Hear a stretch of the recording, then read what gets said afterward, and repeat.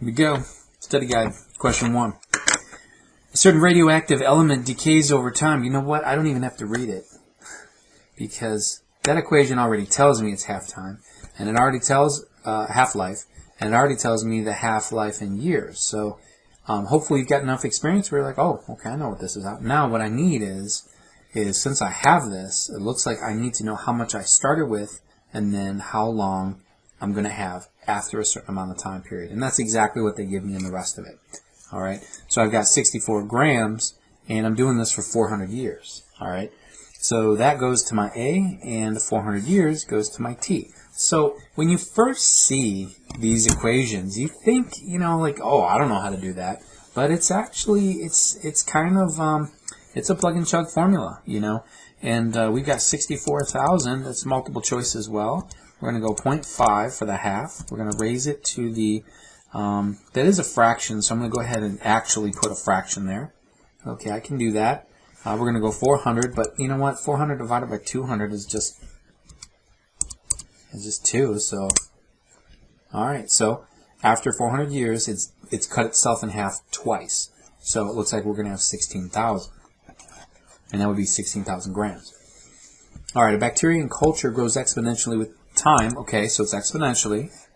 All right, and so what we want to do is we want to find the equation that expresses this. Now exponentially, I can actually cross out A and C because those are linear just by looking at it. So now when I look at this, I it's either 30 or 60 because it looks like I'm tripling according to the answers. But let's verify that. As I change from one y value to the next, now for the x values I'm just going up by 1. But as I change for the y, it looks like that is a tripling effect. So to discern that, you take 1y, that's happens later, and then you the y that happened immediately before it, you want to divide by that. And that verifies the 3. Okay, so 180 divided by 60. If you would have done 540 divided by 180, you would have got 3 as well.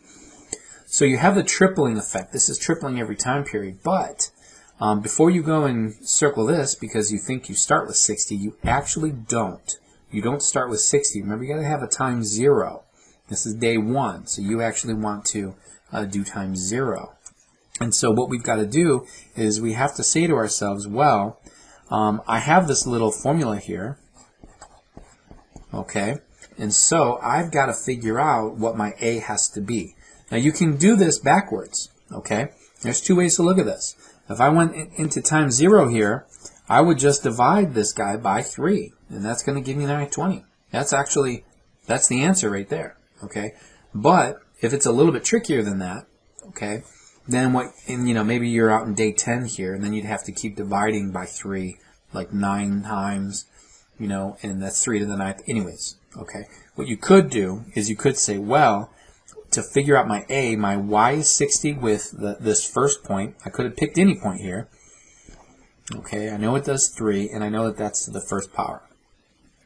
So my time 1, 60 bacteria means I could plug it in here to solve for A. And you'll find that 3 to the first power is just 3. To get A by itself, you divide by 3. So that's actually what we did over here. So algebraically, you can do the same thing, or you can just go backtrack in your table. Okay, so our final answer here is B. Same process here, if I'm not mistaken. They've got bacteria in a culture grows exponentially with time. Okay, got it. Now write a function that models the number of bacteria in the culture. Okay, well, let's figure out what, it says it's exponential. So let's figure out what that B value has to be. Okay, I'm getting a tripling there.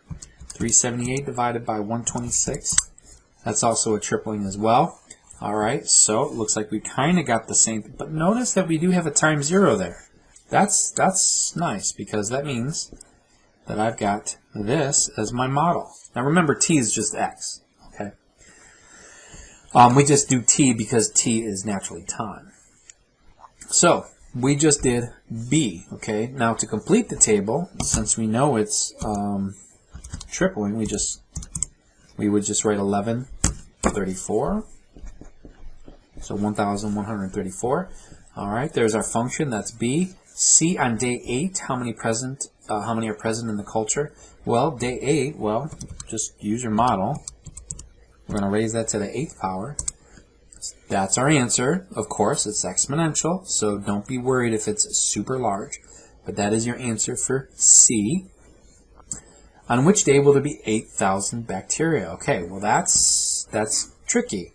Now, here's 275. In fact, second hour, I think we already talked about this today, or this morning, which is Tuesday. Now it's Tuesday night. This is 275,562, so we know that it'll reach 8,000 way before the 8th day. Okay, so what we do is we go into our tables. Okay, so hit y equals. I'm going to type in the function that I have of 42 tripling. We're going to raise it to the x. All right, but now what I want to do is I want to go to the table and start zooming in on where exactly it's going to happen. Now, if I do my second table set, that tells me where my table naturally starts. I want to start at 0, okay? And I'm going to go up by 1. And that by 1, I actually mean 1 day. Okay, so this is my starting of the table. It goes up by 1 in increments of 1. That's what that delta means, that triangle in front. So I go second table, all right, and it looks like I reach 8,000 in between 4 and 5. Now, 4 and 5, there's a lot right there. So what I want to know is specifically kind of, it's going to be 4 point something. I can do a little better than just 4, okay, or in between 4 and 5.